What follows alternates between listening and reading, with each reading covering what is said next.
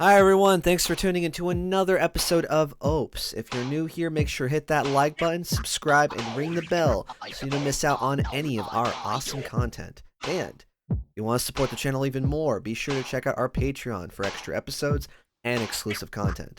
Links in the description. Thanks for listening, and let's jump in, baby. You know what time it is. Welcome back. It's 2025, and now you're here with the greatest. That's right. Ordinary people, extraordinary stories. With your host Trishy and Shrew. Ordinary people, extraordinary stories. Welcome to the show. Now your mind gets to blowing. Trishy got the guest, Shrunky got the flowing. Take you back to school for the facts you wasn't knowing. This ain't your normal pod, just a simple act of God, just a congregation of brilliance in a world of facades. Interviews with peoples of all different walks. Comedy, intelligence is used in every talk. Ordinary people, extraordinary stories. Ordinary people, extraordinary stories. It's exactly the truth. We're going to cut everything. This is not a real episode. We're not even real. We're not. This is a dream. Yes. It's a dream within a plot twist within a cliffhanger. Dude, you have no idea the weird dreams I have. Okay, this is actually a good jumping off point. So I'm trying to figure out what happened, but I was going through my Google Drive when I sent you the questions, and I kid you not, we can talk about weird dreams, but this was just a document I put down called Dream, and I'll read it, but do you want to go first? You want to tell me your weird dream? Oh, I don't know. I only remember a small portion of it, and coward. All right. So the only thing I remember is I had different locations I had to get to, and instead of taking a normal mode of transportation, I somehow had a levitating urinal that I was riding like a skateboard throughout the town. Oh, I don't even know. Is it official? James is going to be in the next Tony Hawk. Is that is that bone? Because that'd be pretty sick. You grinding on a rail with the urinal. Yeah, I don't think so. I did see what's his name, Colin Furze created a hoverboard kind of thing. It's got a lucite board that's connected, and there's a hover platform that's got a couple of steel bars that it glides up and down on. But he uses high-powered neodymium magnets to hover above, so it's got excellent suspension. So but does it work though? It works, but it's rolling on actual trucks on the ground, but you're standing on a platform that's hovering above that board. Interesting. Might be something I'm going to be definitely checking out for sure. So here's my dream. Again, I have the weird ones. I don't remember writing this or even dreaming this, but we're reading it verbatim. We're doing it live. Having a hard time remembering what happened, but it was either a school campus dorm or a boarding house. But a woman appearing nice is trying to get this old landlord, because I want to read it as I see your face, because I want to see okay, there we go. But a woman appearing nice is trying to get this old landlord out so she can harvest the boys' tenants when she leaves. It's either these boys led past previous lives and have special blood, or I don't know, but something happens and the boys start dying off. It's all covered up, but here's a boat, and somewhere along the sea starts playing. There's a scene where the new landlady is seducing someone, getting really close, mentioning about the harvest, where the other one spits in her face. It's holy water. Surprise. Okay. I don't remember in that. I don't like that. Makes me. I don't know. That makes me think of the what's that hormone? Adrenochrome or whatever has been in adrenochrome. Yeah. Adrenochrome. Yeah. that makes me think of that. I'm glad you said that, because I was are we I was kind of thinking, I was just kidding. It was just a little piece from the Epstein files, everybody. It's out there.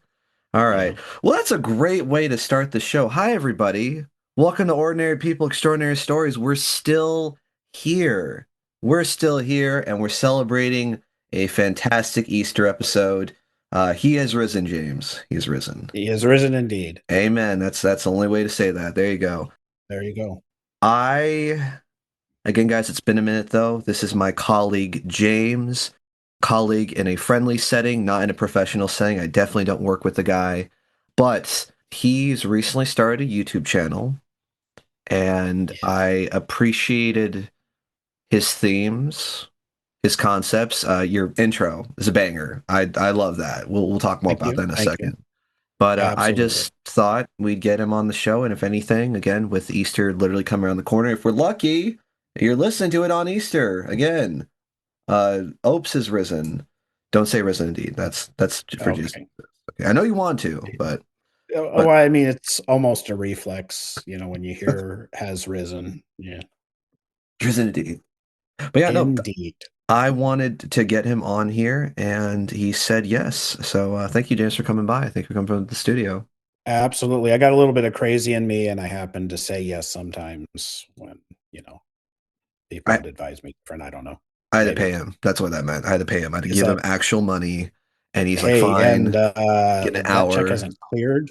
So I'll talk to yeah. a guy. I'll talk to a Okay. guy who All knows right. this. We'll work on it. I told you we Yeah. do this afterwards. Like, come on. I'm sorry. Can we I be professional order. for once?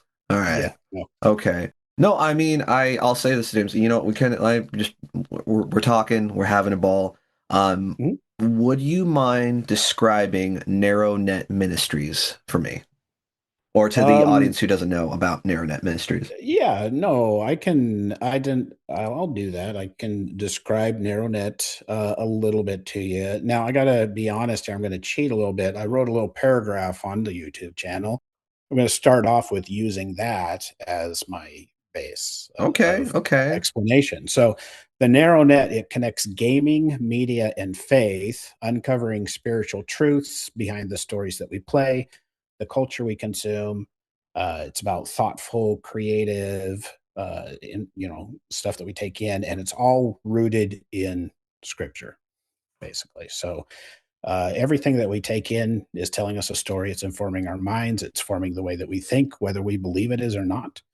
And we have the, I don't know, duty to ourselves to pay attention to those types of things. And everything should be framed in scripture so that we understand.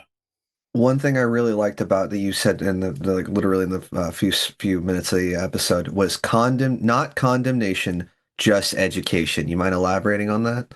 Well, absolutely. I myself, my first episodes all revolve around a video game. I myself have been playing video games since I was a wee young lad, many years ago, before the internet was a thing, really, and that type of thing. Was that when you guys were riding on dinosaurs?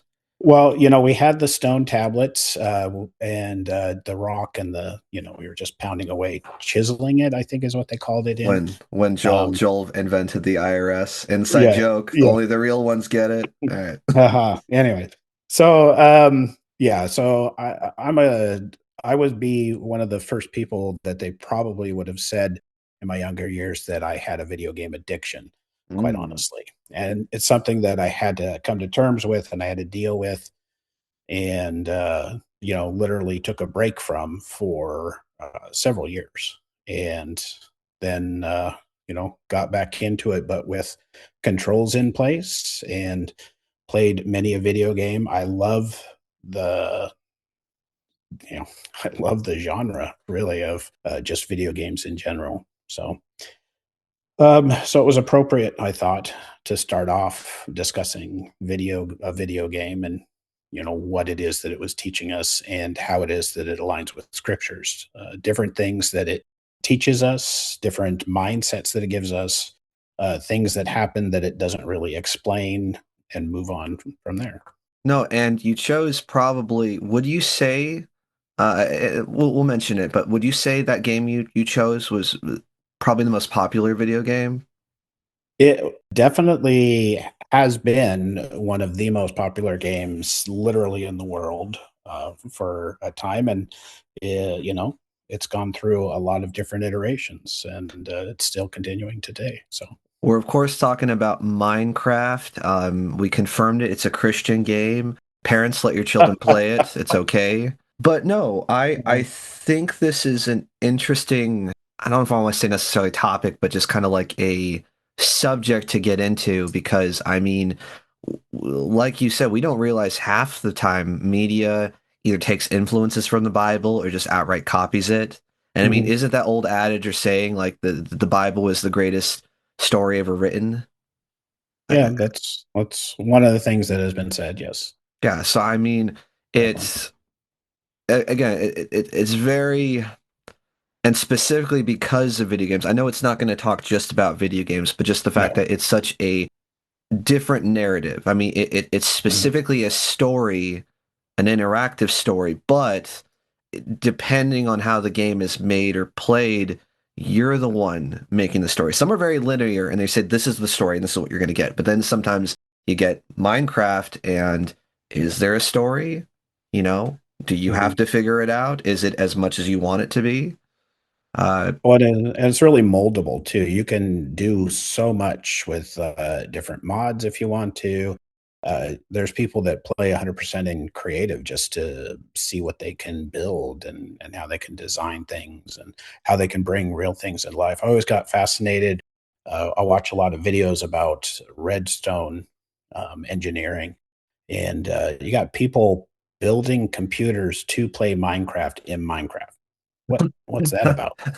okay, I had to look that up because of like Redstone. I thought it was like, okay, like, did we just uncover like a Oh, new thing on Mars or something? But no, no, no, no. Redstone is basically the power systems, the engineering. They build machines uh, powered by redstone. the levers kind of Yeah, thing. Yeah. levers give give a little bit of power when you flip them and that type of thing. You got redstone dust, redstone blocks that you can make from the dust. All those types of things. So, And I'll admit, I'm sorry, I'm a big poser why I had to get him on the line. I will say I missed the Minecraft hype.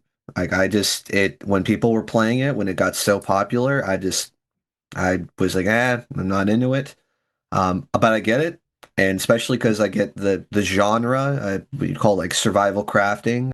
That even that genre itself has exploded in so yeah. many fun games. Oh, So absolutely. There's a lot of new games that are out that take that exact same theme and they build on it. And there's some really interesting innovations. So, So I guess, but why Minecraft specifically as far as it being the vehicle to your message or like using it? Is it because it's so malleable? It's so well, I mean, there's that. I do enjoy it, and I do run my own server for Minecraft as well. But what happened is this: I have a son, and my son is into video games, and I've encouraged that with boundaries, of course, so he doesn't fall into the same trap that I did when I was young.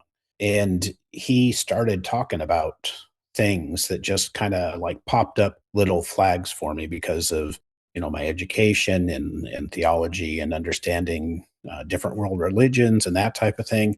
And when your son is at a young age, he's playing video games and he starts talking to you about golems and he starts talking to you about witches and uh, you know describing this creeper thing. It's like I should really check this out. It's like, what what do you know about golems? Well, they protect the villagers. Oh, yeah. I don't think you really understand, like, truly where the idea of a golem comes from and that type of thing. So that started the whole process of me like exploring it myself, utilizing it, playing with him, doing all sorts of stuff, exploring the YouTube and all sorts of different things, getting into different creators and what they were doing, finding out the mechanics about it. I like to understand things. That's really all that I do is I observe things, I understand things, I research things so that I know. and then you report. Then you Oh, like, hey, here it absolutely. is. This is Absolutely. what I've found. I well, and we're spoiling a little bit though. We cannot recommend it enough. It's going to be in descriptions. We'll plug his channel Mhm. at the very end. But it's called Nightfall, and you talk about the very first night in Minecraft. So again, very interesting for me who has not played Minecraft because I didn't know about the first night. So Mhm. when you boot up Minecraft, it's a sunny thing. You're punching Yeah. blocks, punching trees, you're building stuff. You're like, this is neat. Mhm. I know the joke is build the house and then the zombies and the creepers come. if you don't build that house, do they still come? Like, Oh, 100%, 100%. So if you start out in your day and you don't punch trees and you just like walk around exploring the whatever landscape you've been dropped into, eventually the night will fall and you'll be still exploring, you'll be unprotected, you'll be unprepared, and you'll be chased by zombies and skeletons. Creepers will sneak up from behind. As I do mention in the video, my first episode, I have spent a night in a dirt hut. So the one thing that you can bet on is that you can punch trees and get wood. You can also punch dirt blocks and destroy them and be able to use them to build. So, push comes to shove. If you find yourself in a sticky situation, you build a hut out of dirt punch, and punch, just punch, baby. Yeah. punch, and then you just sit in that hut completely sealed up from the outside world until the daylight comes again. Well, and again, talking about like parallels from like again the Bible as far as like even like the very beginning, we're talking about the Adam and Eve story, Mhm. which I've never really thought like really sat down thought, okay, Eve eats the apple, God's like, bro, what? Or sorry, Eve eats apple, Adam eats apple, God's like, what are you doing? They were naked, now they're clothed up. We're like, we're hiding, whatever. When they get kicked out, you never think about the first night they're out of the garden. Like, so for as far as they've ever been existed, they've known nothing but paradise, nothing but just good things. And again, great vehicle checking out in Minecraft because we're thinking, oh, it's cute zombies and creepers and skeletons and chicken jockeys. Sound effect right here. jockey. Okay. How terrifying that actually is. Like again, to go from Right. like we're having just the best, most surreal time to it makes me think what were the things that visited Adam and Eve on their first night? Did they make a home? Were they under a tree? Did they have to experience coldness? It's definitely something I was like, I never thought of it about that, but that Yeah. happened. Like that's Yeah. so. There's just two things I have to say, and I don't want to be that guy or whatever. Please be that guy. You said apple, and there's nothing in the scriptures that describes what fruit exactly that it was. He is a fruit truther, everybody. Do not fall for Big Apple's lies. Don't fall for it. So It was a banana, probably. most likely not bananas. The nature of the way bananas grow, no. But that's another story for another Okay, no, time. But now you have to answer what fruit do you think it was then? I actually am, honestly not sure what kind of fruit. There's been multiple descriptions. Some would even say it was pomegranate. The Bible talks a lot about fig trees. I was gonna think figs. Figs is a good answer. So, I mean, there's just the crux of the matter is I don't think that it's worthwhile to name a specific fruit. We know exactly what happened because of this type of fruit, but it doesn't hold that same type of power at this point in time. It'd be crazy. It'd be really crazy to think like people would just be like binge eating that before a test, like knowing ultimate truth and knowledge. Right. Maybe dying from the explosion of the too much knowledge. Just Right. I'm aware of Who knows? myself. Yeah. Yeah. So, and then the second point that I wanted to make, is just actually kind of in agreement with you. First of all, Adam and Eve already knew work. They were tasked with jobs while they were in the garden. Adam was, agriculturist. He was what do they call it, a zoologist, if you will. Too. His job was to upkeep the garden, and Eve was his helpmate in taking care of that. The one thing that happened after the fall is that now there was actual struggle and toil in that process that was taking place. So, yeah, I mean, the first night, God took care of them, obviously clothed them and everything, but what does it look like for them to be out in the world and to, need to protect themselves now from a fallen world? Right. Yeah, And it could you boggle the mind. said effort comes with resistance, such a fire line. Like I Mhm. heard that, I was like, that's good. But no, that's true. And it's almost that I'm trying to figure out how I want to ask the question. Mhm. Is that the I guess how do we feel with like again, because they always say like hard work, like struggling, like grinding, Mhm. locking in. is Mhm. the secret to getting it or getting the reward when it seems like, if anything, that's more now a punishment? Do we just deal with the consequences of this now, or Well, it's yeah, I wouldn't say it's a punishment. I would go with the word consequence for it. I'd say that, we were made to work. We were made to do works. And that is imbued by God himself, who is a creator. And we have the ability to create things too based off of the materials that he's given us. And we are made in his image, so why wouldn't we create? But yeah, there's now going to be some struggle, some difficulty, some toil in what it is that we create. You know, it's Abs- just one of the consequences that we have to deal with because we now live in that fallen world. no, and thank you. Mhm. Another great line I loved in though is, are we helping our kids name why the world feels so hard, or are we just teaching them how to hustle faster before the dark? That Mhm. I would love your opinion or your sense on that. That is, again, that's a chomper right there. That's good. Well, it really just comes down to this. As adults who have offspring, we have a job to do. There's more work to be done there, and especially living in the free society we do, we have the ability to send our kids off to school. We have the ability to send them somewhere else to receive their quote unquote education. Right? There's this undercurrent though of people think that that's now not my job anymore, that's their job. I've tasked these other people to take care of that. The reality is it doesn't change the fact that it's our primary responsibility to educate our children.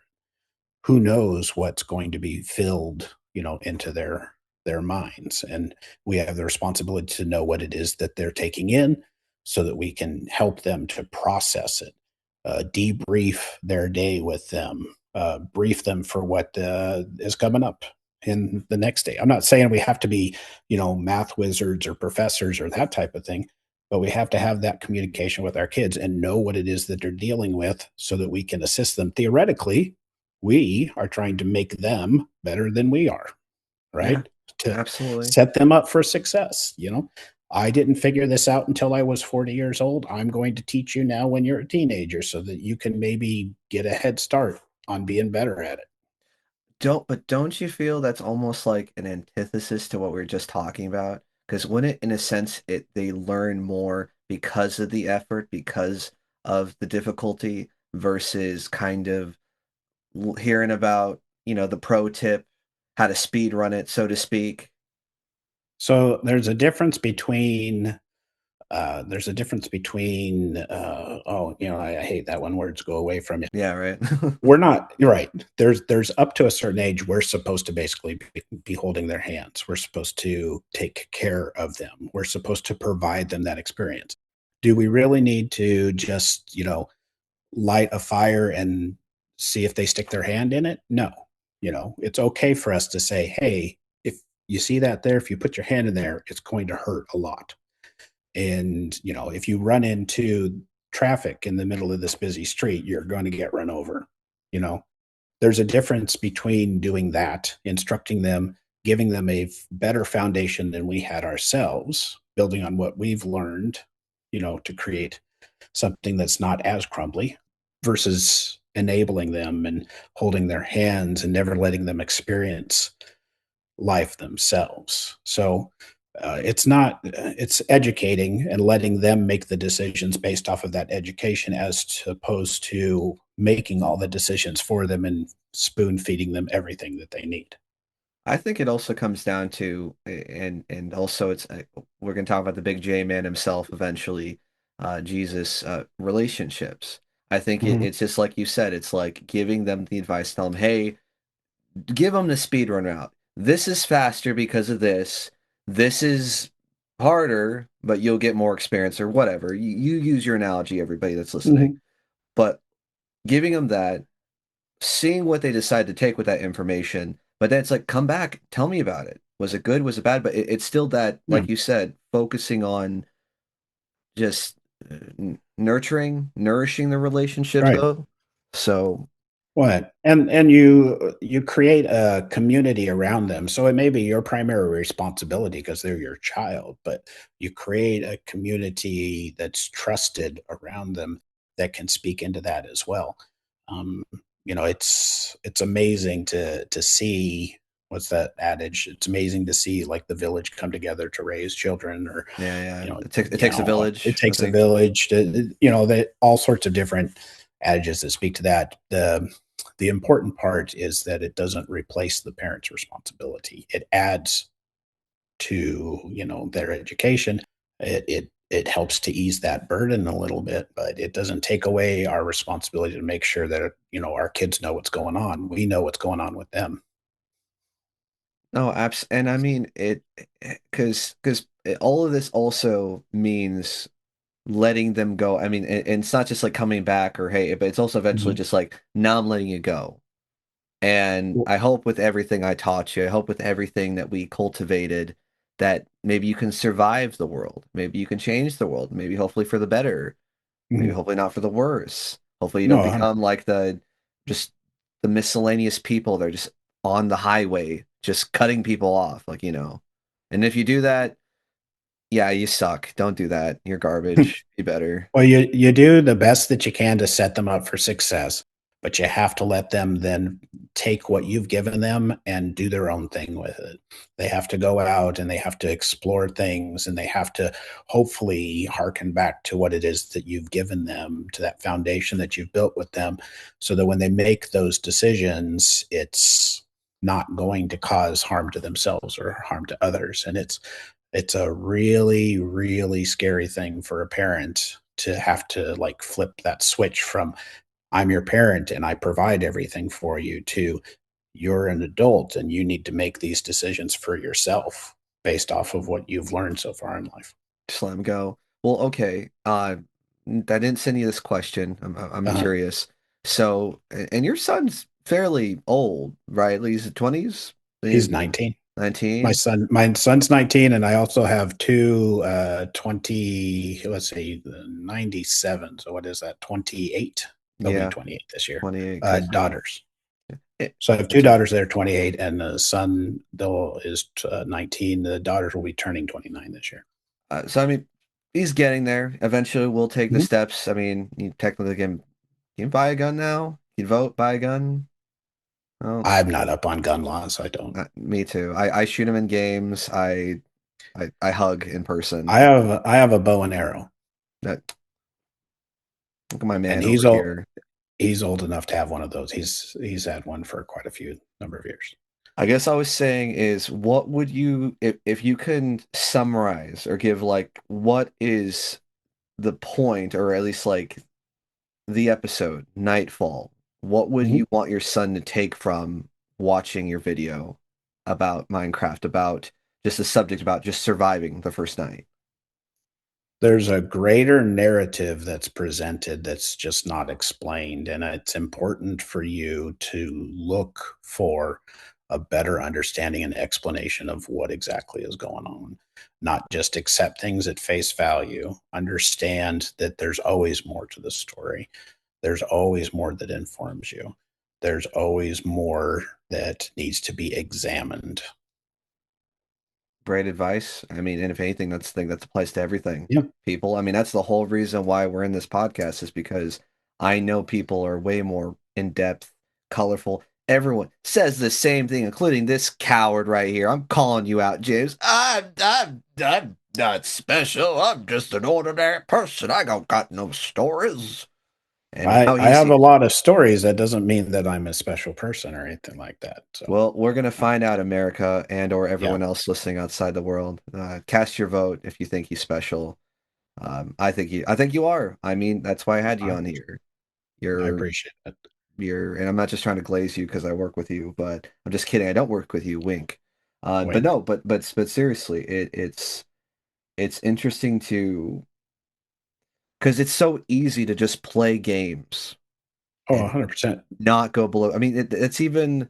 I mean, Dark Souls. Okay, because I was trying to figure out how can I Mhm, link Dark Souls to mhm. this conversation. But that game's story is as deep as you want to be. Most of the stories in item descriptions. You got to read like little fortune cookie bits of story and be like, Mhm. oh, this guy said that guy's his dad, and that guy said he killed that guy. So but people love those games because of it, though. So Right. I appreciated this conversation. I was like, dude, let's get him in there. Let's get him in the hot seat.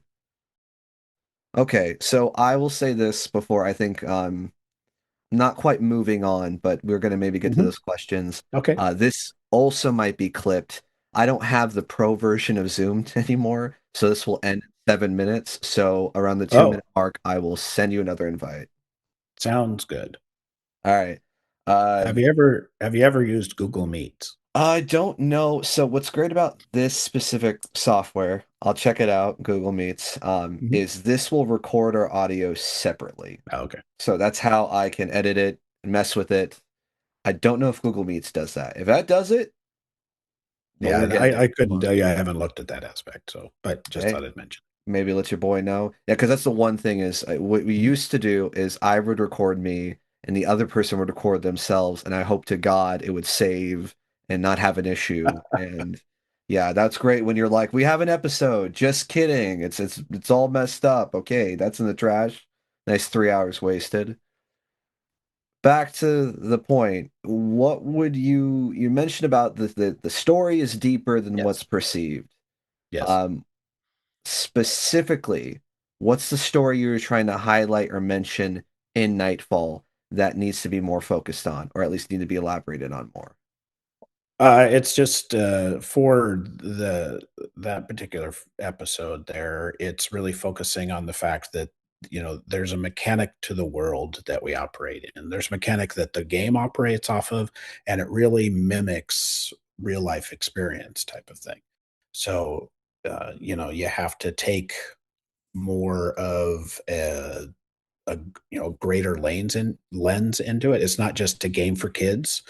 It's a game for kids that has some real world mechanics, and I believe that the real world mechanics are navigated best as a Christian that has you think of the armor, right? The helmet of salvation. So the lens of everything around us, whatever goes into our brain, is you know changed by that lens of salvation.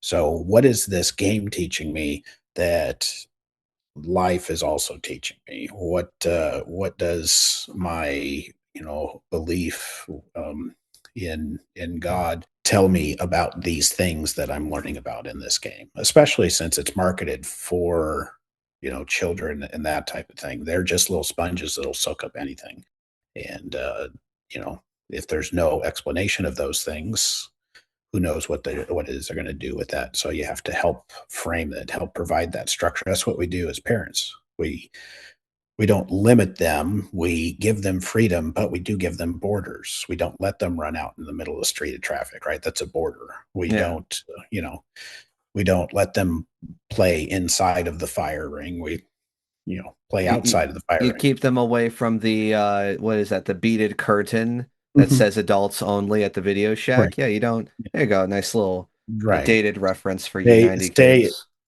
stay out of the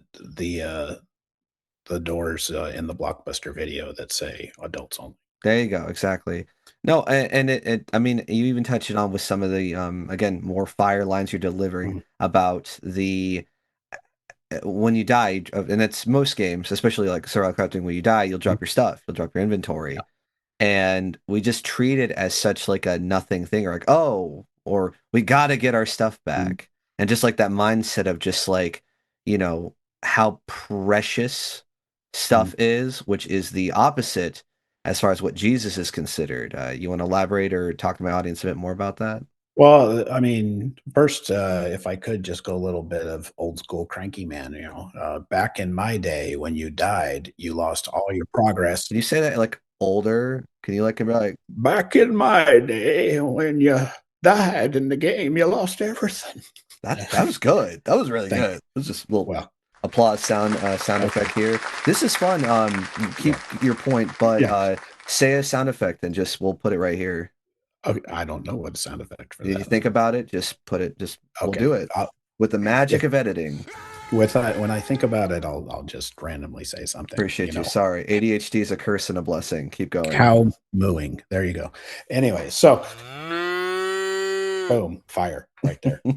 No, there's a change that occurred in the way that you played video games, and dying literally used to meant that you went all the way back to the beginning and you had to do the whole thing from the start. So it would take you several hours to get through things that way. These days, most video games give you the opportunity to save your progress, save even, what it is you're packing with you, your inventory, that type of thing. And it allows you to have a sense of security. Hey, I'm going to play, insert game here, Halo, Call of Duty, just, Half-Life. I'm going to get to this certain checkpoint. All my stuff's going to be saved.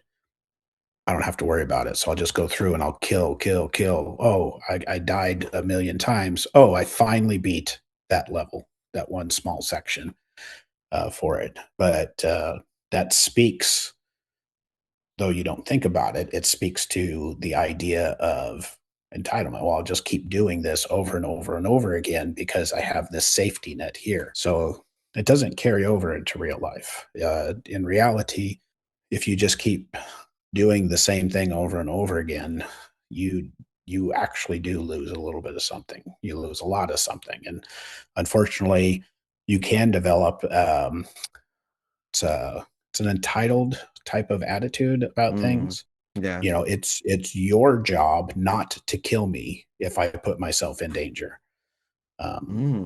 Interesting type of thing. So that creeps in whether you realize it or not. It changes you on a subconscious level that reaches your actual conscious actions.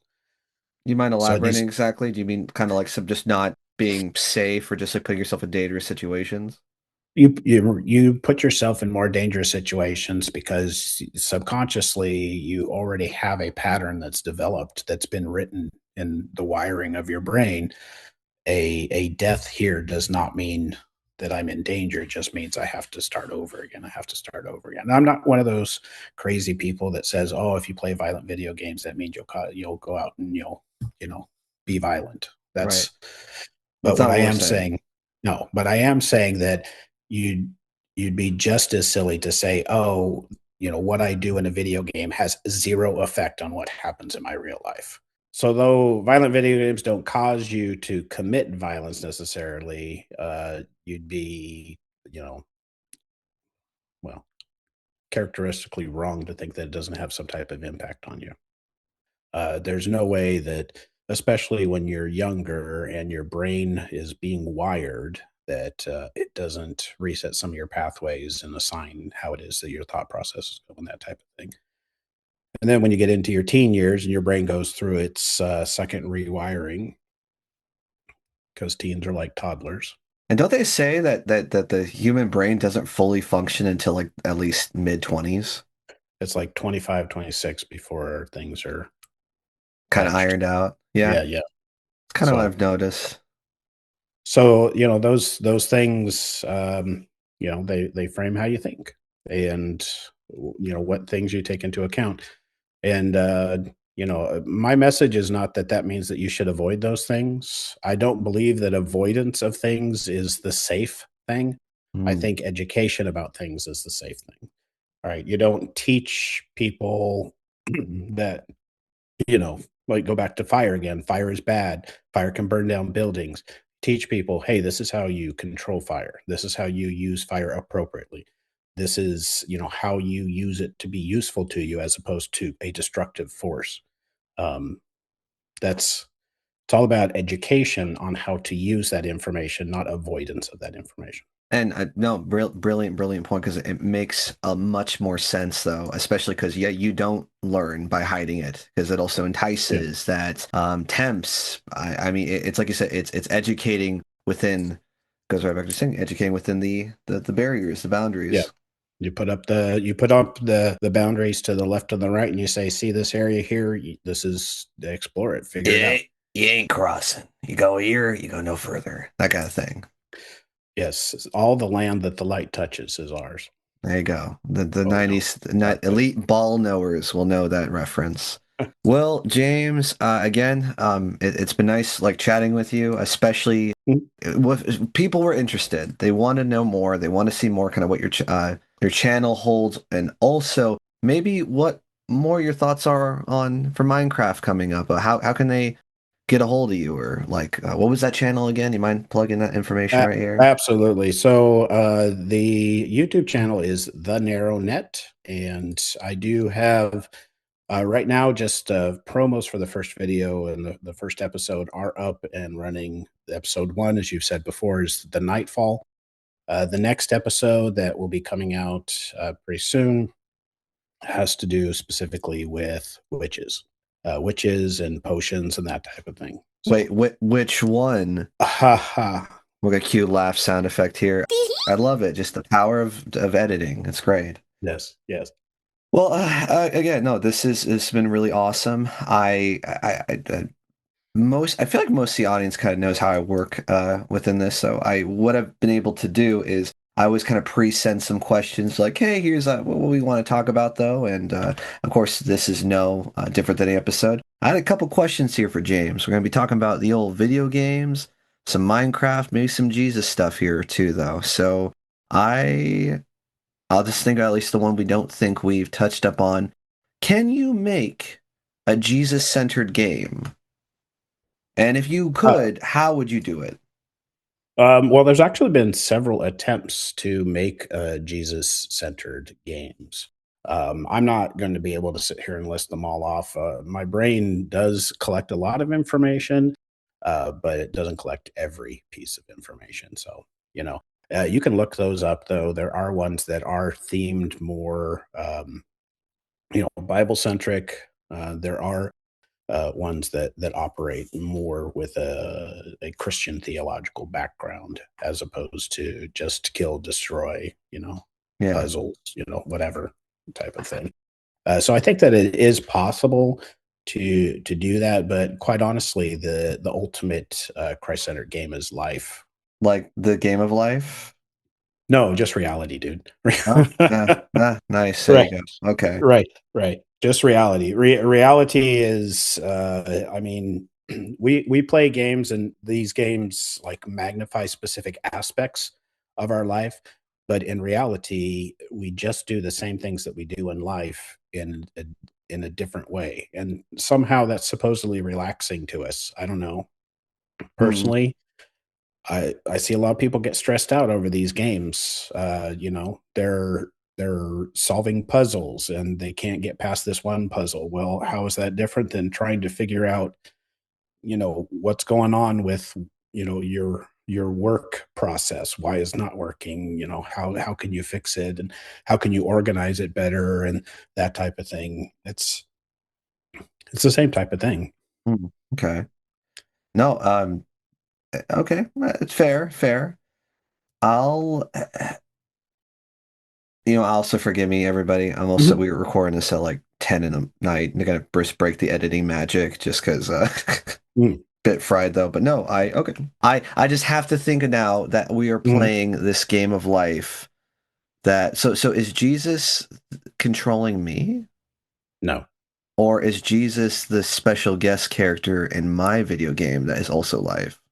So think about the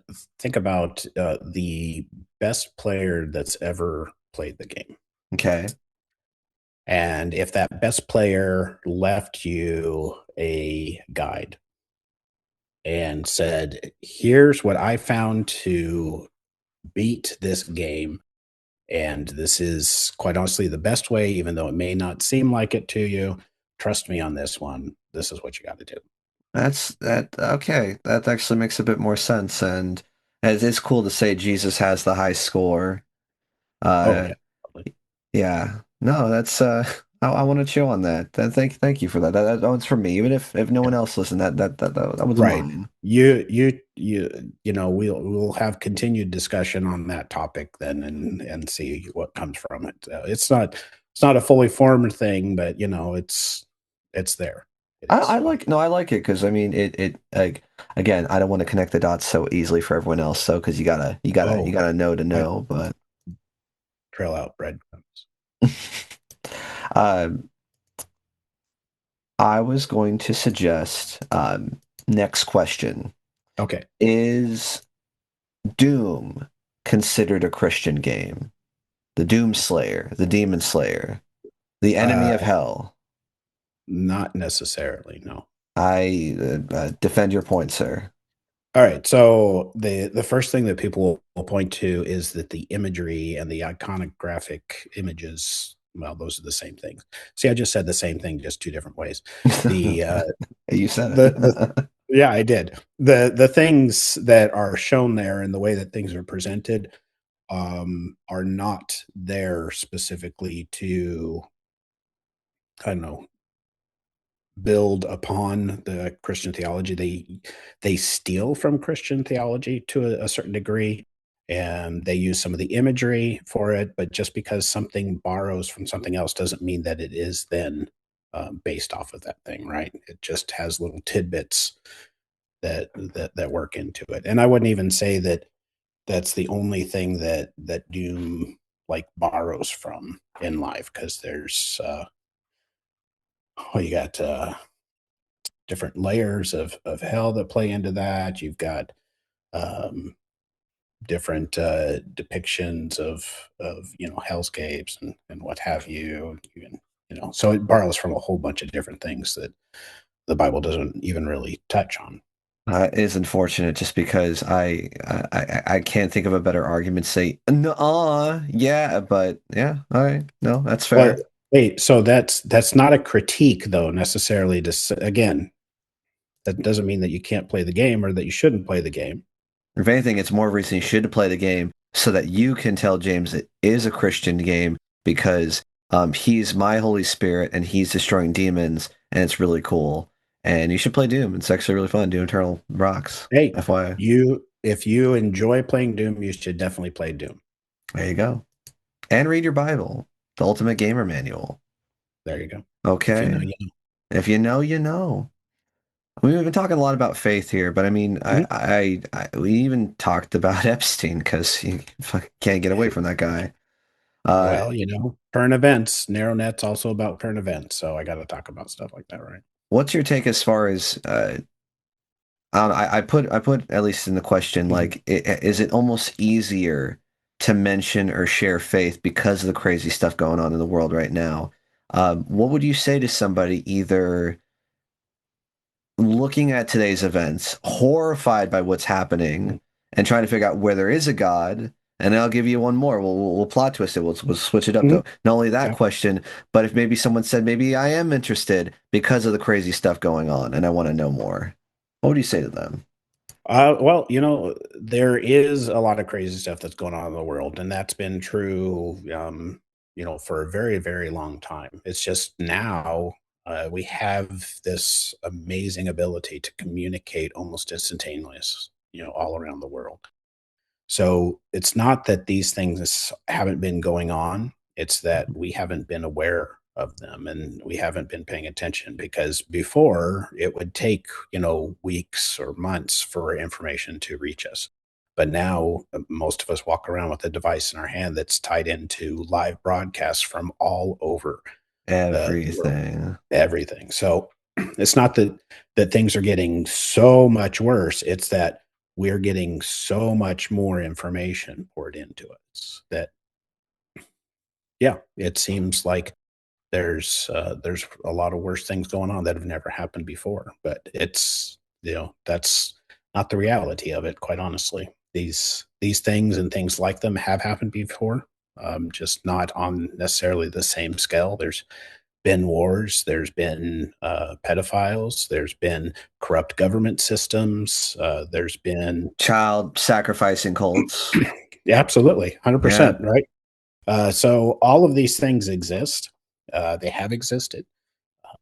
Does it make it easier for you to share the gospel? Does it make it easier to share that hope and what Christ has done for us? And in some cases, yes, and in some cases, it makes it even more difficult, because now that everybody sees these things, some people will say, "Well, how do I deal with these things?" And those are going to be people that are open to maybe hearing about the hope that they have in a world where they feel there is less hope than before because of all the crazy stuff that they're able to access on a regular basis. Kind of like But doing there's like the opposite as far as like goes absolutely, back to what you put in you though. Like you can get the violent video game, which hey, it's fun. yeah. Doom is fun, but sometimes it's a bit more substance. Or like I've tried violence. I've tried nothing but violence. Let me try this cozy Minecraft game. Oh wow, this Hey, is what I'm missing.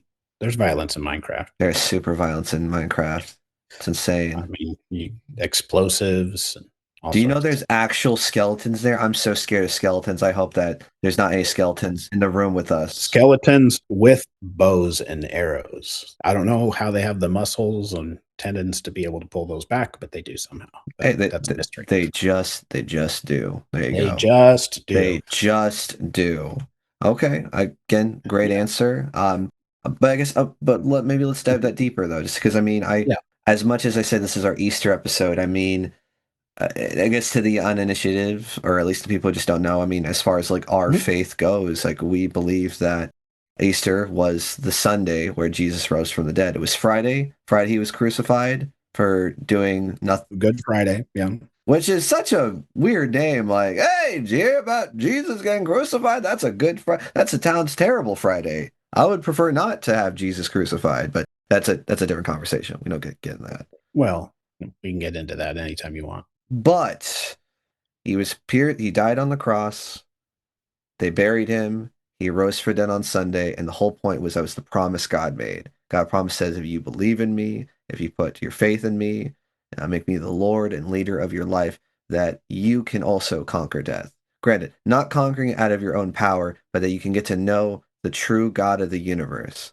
You get to have a personal, intimate relationship, which is what most of this podcast has been, is having intimate relationships with your kids, with your community, with your people, but doing it with the God of the universe and not dying, which is pretty cool. Or at least not dying in the spiritual Okay. sense.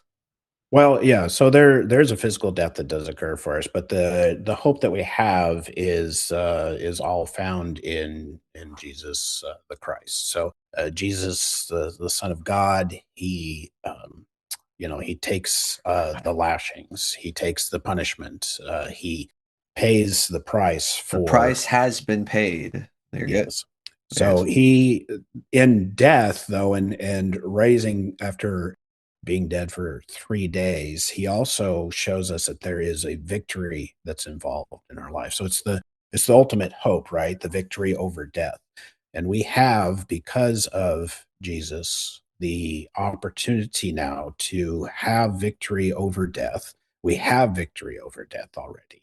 We just have to accept that gift that God has graciously given us, not one that we deserved, but a free gift that has been given to us. And we have now a restored relationship with God through Jesus Christ. John chapter 17, Jesus says, I am one with the Father. They are one with me as I am one with the Father. It's a theme that's repeated in that. It's all about having that relationship. We are built to be in relationship. The reason that you and I are talking is because, we're having relationship. Because I paid you. Yes. Oh, Right. but the check hasn't But the cleared check, yet. it's So implied, but it's implied that it will. But we're in relationship and we're in relationship with the people that listen to your podcast. that's true. We're in relationship with people that listen to my podcast.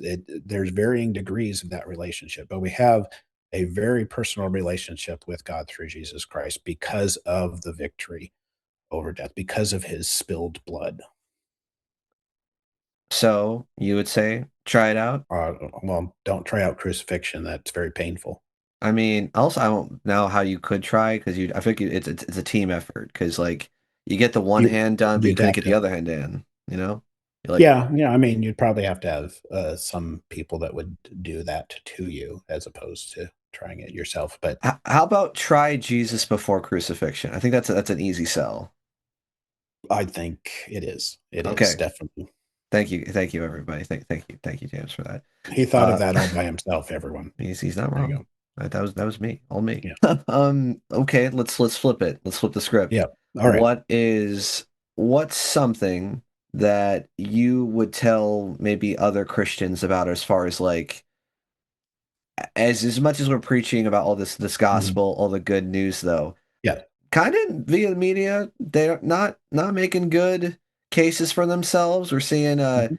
people preach the love of Jesus, but be pro-war, pro-killing children, immigrants, all that kind of fun stuff. What would you say to people who, hey, by the way, just a reminder, or maybe to the Mm. ones who might need a reminder about what Jesus followed? What would you say to them?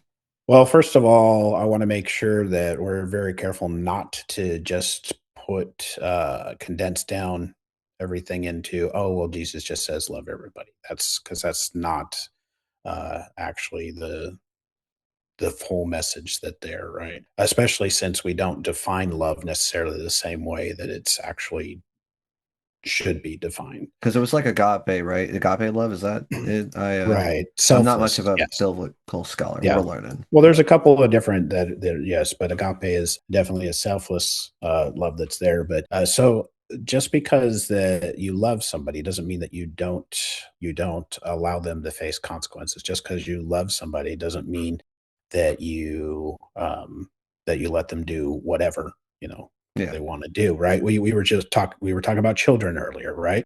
You love your children with all your heart. You would literally die for your children. So does that mean that you just do whatever you can so that they never experience any trouble in their life, that they get to do whatever it is that they want to do because they think that that's what's best for them, that they get to walk on, all over other people, they get to be entitled to things? No, no. In order to show them not just love for them, but also how it is that they show love for other people. You show them how love actually works. You show them mm, that it is necessary for consequences to come to bear. It is interesting. necessary for them to, you know, follow the laws, for example. It is No, necessary yeah, for those things to take place, right? So there are ways to go about things, and you should, unless it violates God's law, you should follow those man-made laws. And you should let consequences come to bear if that is not taking place, that type of okay. thing. So No, brilliantly said. I mean, yeah, I think. I think it just always comes to mhm, self-reflection. What are mhm. you consuming? What are you putting out there? But also, again, reflect on yourself. Like, what are Right. you showing to the world?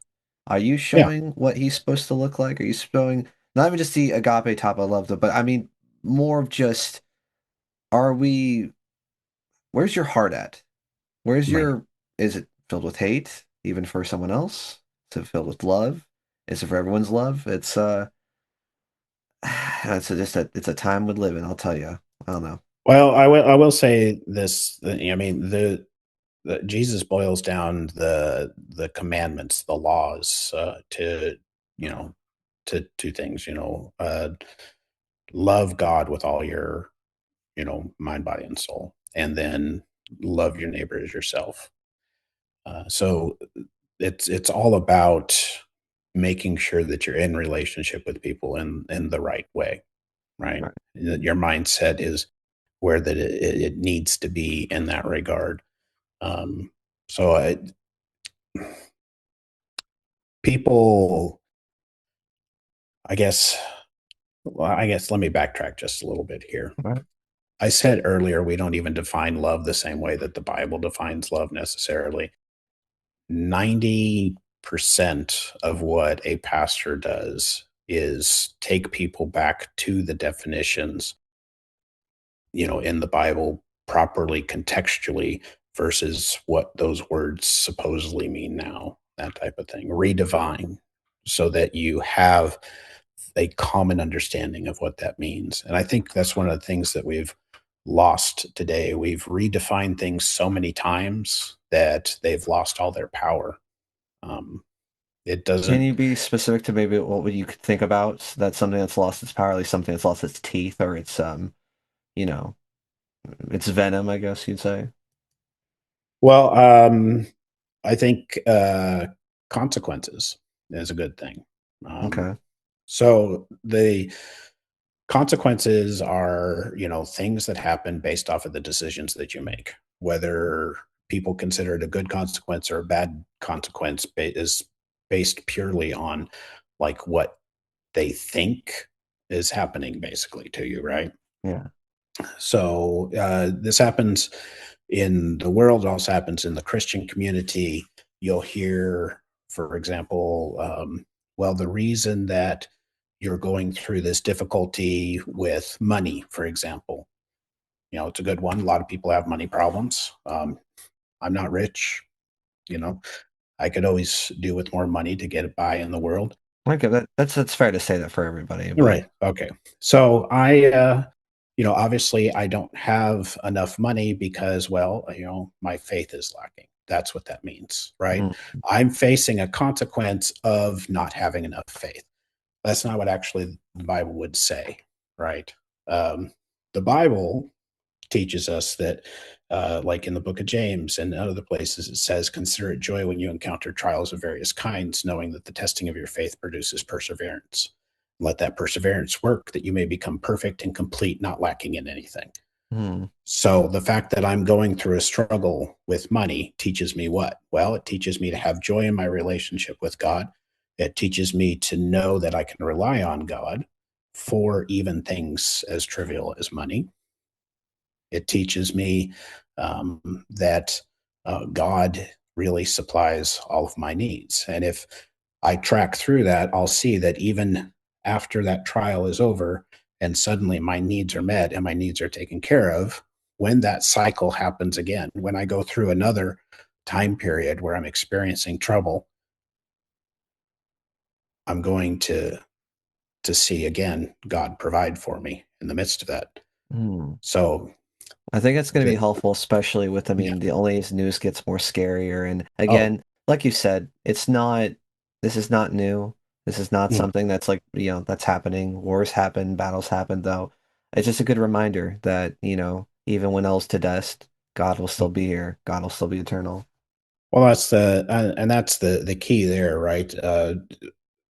God is, people like to say, God is in control. Ultimately, uh, God is he's bigger than all the things that go on in this world. So we have to believe that these things will be taken care of. That will be taken care of in there. That's why the Bible reminds us that you can look at the lilies of the field and the birds in the sky. They don't want for anything. They don't toil all day to get these things. They have them.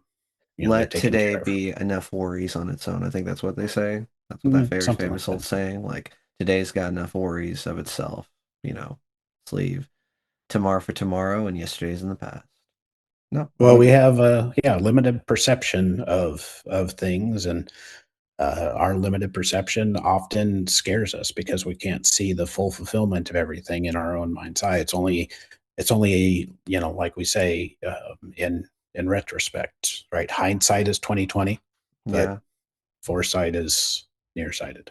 Saying it's because dumb monkey brain. Is that why? Just dumb monkey brain can't see No, the okay. it's just a limited perception. That's why we see time progress in a linear fashion for us. It's because we can only really perceive the now. To be fair, I think I like my answer better. Just dumb monkey Okay. brain because it's fun to say. I mean, you give it a shot. Well, Just I'm dumb not monkey going brain. to say that it's not fun to say. Dumb monkey brain. I'm going to give it. Hey, Yeah. dumb monkey brain. Hey, there you go. Dumb monkey. That might be the episode title. Maybe not. This is supposed to be dumb. Maybe dumb monkey brain. The Easter special. Oh, okay. The I don't know about. delirium is You work grabbing on me. that. You work on that. I have to work tomorrow. But Oh, what is a me? And I like this question. When I typed it out, I'm kind of curious from everything we talked about because if you haven't guessed that he's, is it safe to say pastor? Is that the yes, medical yes. term? Okay. It's not a medical I, term. It's an actual thing that I am, that describes who I am. It describes my calling. I've been a pastor for over 22 years, as well as having a what you would call a secular job, because I may or may not work with some people that you may or may not know. May or may not. We have no idea. Anything. It could be anything. We have no idea. Anything could be true, but the one thing that is true that I am a pastor or have been for a couple of decades at this point. That doesn't mean that I think I'm, you know, it or what have you, the pastor. One thing that you learn as a pastor is that you're always growing in your understanding. You're always growing in the things that it is that you tackle, and you know how it is that you address the needs of the people around you. You So. just become better for the people that need you. Well, the idea is that you're called to help people to understand who God is and who Jesus is and who they are because of who God is and who Jesus is. Makes sense. You know what? I hate this stupid program. I remember why I stopped giving it money. Is we Uh, hit the 10-minute mark again, so hey, we're gonna have a fun little speed round. Again, wonderfully said. We appreciate having you on the show. We got a couple more questions, and then mhm. we'll get you out of here. Okay? All right, all right. I. What is your favorite crafting game? Well, I would have to go with Minecraft. That's the whole thing of it. But quite honestly, I spent some time with some of the redstone contraptions, but more often than not, I end up mining. So Is it that specific again, like the whole besides just making a house and making, just making things, but also making, like you said, contraptions, electrical systems. Like, cool, I yeah, activated this and I have all this power. Is right, that really what tickles I think what do the kids say? Tickles the tism? right. I love engineering things, watching them work, and the success, and also the failures that make you puzzle through it. So Would it's great fun. Factorio count? Or have you played Factorio? I honestly have not played Factorio, so. That might be, I mean, I'd be okay. I must say be careful. There's Mhm. somebody that also likes making systems and things, Mhm. and that's the only game that boy plays. Like we can't get them off that game. It's just, yeah. Okay.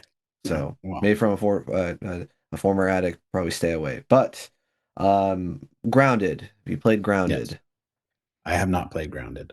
I gotta. Well, I mean, not to I don't. dissuade off Minecraft, but there is Yeah. some serious good stuff out there if you like Minecraft so much. I okay. So I like Minecraft, but I've had a Steam account since Steam was a thing, and I've played various games for that. Minecraft is the one that's currently being played, but like for example, my favorite game of all time would be Half-Life.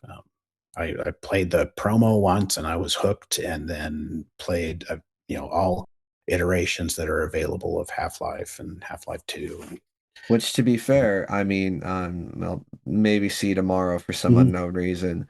who Might knows? have you come back on here again because, to be very fair, I have much more questions about. Yeah. I too also like consuming video games, but what an addiction looks Mhm, like, what you had to do. I think that's a very interesting conversation. But also your love for Half-Life. That's something again. mhm, Maybe I'm the young buck gamer that I am, can talk to you more about knowing everything about Half-Life, yet never playing mhm. it, and then coming Yeah. over episode.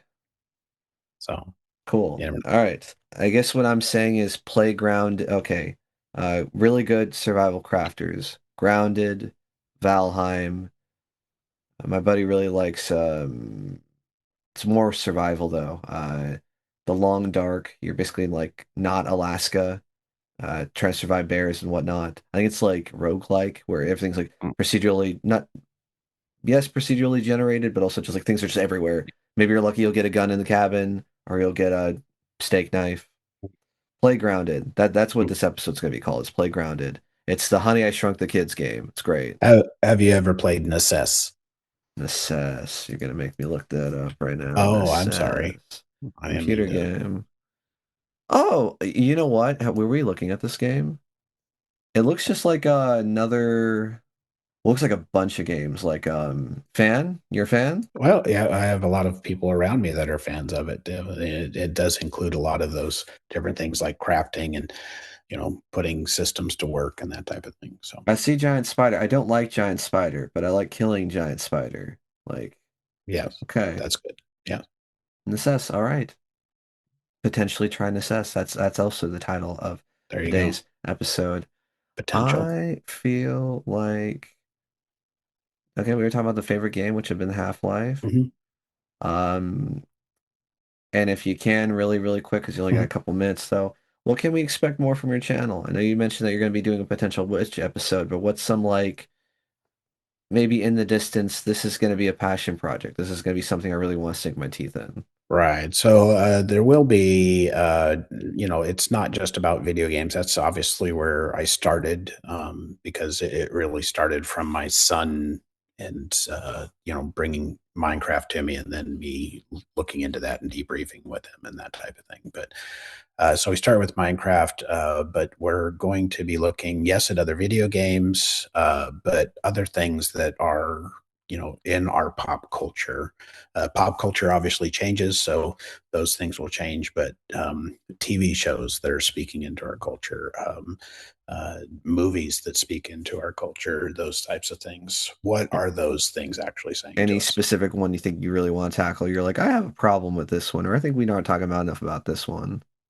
I don't have anything specific right now, and again, it's not that I have a problem with any of those things. I just think that they need to be properly understood. Of course. Of So, course. We'll be on the lookout. Again, we're talking about, as I have it written down here, NarrowNet Ministries. NarrowNet Ministries, everybody. Again, we will make sure we include the YouTube link below. Swell guy, very, very witty, and his intro music, it's pretty good, though. So check it out and said Opes sent you. Maybe don't do that. I don't know. Do that if you want. well, you can do it if you want. It's fine. Do it if you want. There you go. Do it live. Yeah. Got about 3 minutes left. Okay. We talked about Jesus. We talked about video games. We talked Mhm. about Epstein, just the big three, the big holy trinity of As difficult how, yeah. conversations. Interesting. Anything you want to send to the kids or say anything to the audience? That I think that I've said a lot that just really holds true if you think about it. So don't worry too much about what you see coming in through the news and the airwaves and that type of thing. Just remember that God does have you. God is in control. Highly recommend Psalm 11. It's really interesting, and you should read that. Put some things into perspective for you. Also, just encourage you to, educate yourself about things, think about things. Don't just take them at how they present themselves. Figure out how things work. Observe the world around you, and last thing, always work on those relationships. We are born to be in a relationship with one another, so There we you should go, definitely everybody. Read your Bible, say your prayers, take your vitamins, and start relationships. Healthy ones with condoms. Okay. I think I no ruined help this with episode. context. Context. Sorry. What did I Yeah, say? What did I say? yeah, I don't As know. I just Freudian slip? Okay. Yeah, yeah. Well, I'm getting very tired, everyone. I've been Tristan, James. Seriously, you've just been a pleasure having on here. I actually would Yes. love for you to come back. Maybe? Yeah, certainly. I'm not opposed to that at all. There you go. I know where you work, so. Uh-oh. Guys, I've been Tristan. This has been James. You've listened to Yeah. another ordinary person with an extraordinary story. And just remember, he is risen. He is risen indeed. Attaboy. Let's go. Well, good night, everybody. And Ordinary people, extraordinary stories. The show is now over. It's time to get go.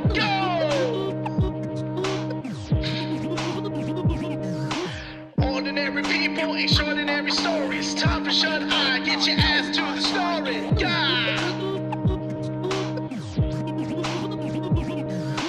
Ordinary people, extraordinary stories. Trishy went to bed, but Truggy's still flowing.